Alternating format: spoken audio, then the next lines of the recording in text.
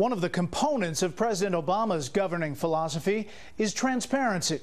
But senior White House correspondent Major Garrett reports the contradictions between what the president has promised and what his administration has done so far are pretty clear. I have a track record of transparency. I'll make our government open and transparent. We'll do it in a transparent way. I want transparency, I want accountability, so that the American people can be involved in their own government.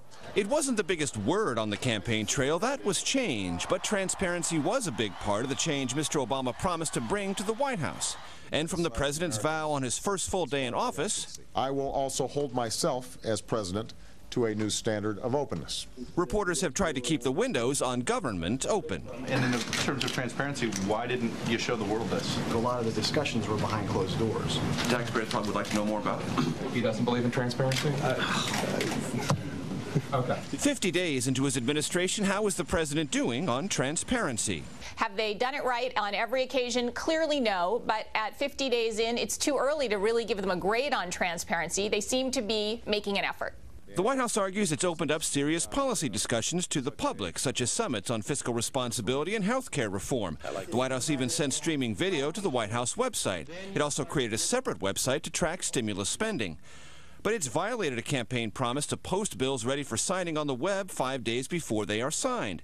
And after saying almost no lobbyists would work for it, the White House still hasn't said how many now hold top administration posts or released waivers explaining why the former lobbyists deserve jobs in the first place.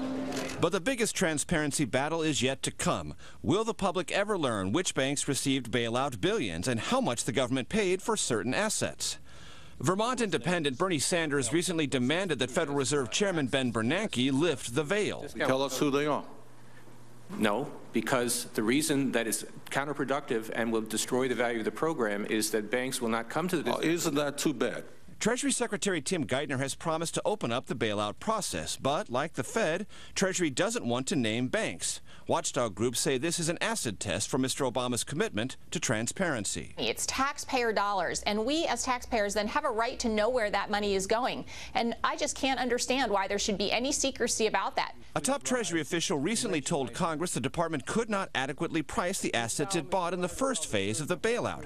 Republicans say the software exists to do it, and taxpayers specifically and the economy in general need it. Implementation has to be very, very quick if we're going to get financial certainty back to the markets. At a hearing tomorrow, Congressman Issa will press Treasury Department officials to use available software the government is already using elsewhere, to track asset prices and the flow of bailout dollars. On this score, he and other lawmakers say transparency just isn't about good government.